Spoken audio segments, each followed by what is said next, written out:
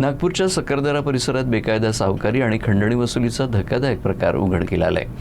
3 लाख रुपयांच्या कर्जाच्या बदल्यात तब्बल 15 लाख रुपये वसूल करण्यात आल्याचा आरोप आहे। इतकंच नाही तर आणखी पैशांसाठी आरोपींनी गुंडांच्या माध्यमातून फिर्यादी आणि त्यांच्या कुटुंबाला जीवे मारण्याच्या धमक्या दिल्याचाही आरोप करण्यात आला आहे।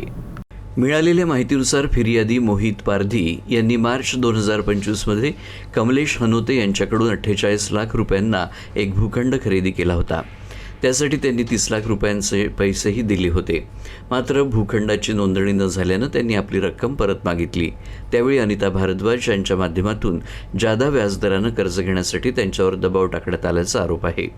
सुरुवातीला 1 लाख रुपयांचं कर्ज घेऊन ते वेळेत फेडण्यात आलं। त्यानंतर जुलै 2025 मध्ये 3 लाख रुपयांचं कर्ज घेण्यात आलं। मात्र परतफेडीला उशीर होताच आरोपींकडून धमक्यांना सुरुवात झाल्याचा आरोप आहे। सततच्या दबावामुळे आणि भीतीच्या वातावरणात 3 लाख रुपयांच्या कर्जाच्या बदल्यात तब्बल 15 लाख रुपये वसूल करण्यात आल्याचा दावा फिर्यादीनं केला आहे। एवढं करूनही पैशाची आणखी मागणी सुरूच होती।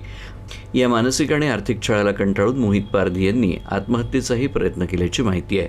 मात्र एका स्वयंसेवी संस्थेच्या स्वयंसेवकाच्या मदतीमुळे त्यांचा जीव वाचला। त्यानंतर त्यांनी सकरदरा पोलीस ठाण्यात तक्रार दाखल केली। हमसे प्लॉट के पैसे तो ले लिए पूरे 40 लाख रुपए। उसके बाद हमको प्लॉट लिख के नहीं दिया। हमको प्लॉट लिख के देने में बहुत बहाने दिए। रोज के हमको टलाते थे, किसी ना किसी रीज़न से हमको झाड़ देते थे, कुछ कर देते थे। और फिर बाद में क्या हुआ कि कुछ उधारी पैसे मैंने इनसे लिए थे, क्योंकि ये बैच का काम करते थे। इनके पास बैच का लाइसेंस नहीं है, कुछ नहीं है, पर ये बैच का काम करते थे, ये मुझे पता था। तो मैंने इनसे मात्र 3-3.5 लाख रुपए बैच से लिए थे, जिसके मैं 15 लाख रुपए भर चुका हूँ। और अब तक मेरा पूरा पैसा वहाँ से माइनस ये कर नहीं रहे हैं। रोज़ मुझे धमकाना, डराना, मुझसे पैसे ले लेना, पर डे की पेनल्टी वाइज पैसे अलग से लेना, मुझे बैठा के धमकाना। वो जो उनके साथ है अनिता भारद्वाज, वो हमें तुली इंपीरियल होटल के सामने या मेडिकल चौक में आके धमकाती थी, डराती थी, बोलती थी मैं तेरे घर में घुस के तमाशे करूँगी, तेरे बाप के ऊपर नाम डाल दूंगी, तेरे को ऐसा कर दूंगी। ये हमें बोलते थे कि मैं तेरे घर में घुस के तेरे पूरे फैमिली को काट डालूंगा, ऐसा डालूंगा, वैसा कर डालूंगा। इस वजह से भैया मुझे ये स्टेप उठाना पड़ा।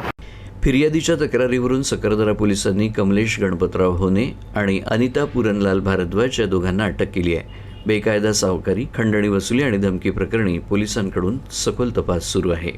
याच्यातील जे आरोपी आहे आणि त्याची जी मैत्रीण आहे, या दोघांनी त्याला वारंवार त्रास देऊन आणि त्याला बोलवून डांबून ठेवून त्याच्याकडून वेळोवेळी एकूण 3 लाखाचे ऑनलाईन 6 लाख रुपये आणि कॅश 9 लाख रुपये, जवळजवळ 15 लाख रुपये त्यांनी त्याच्याकडून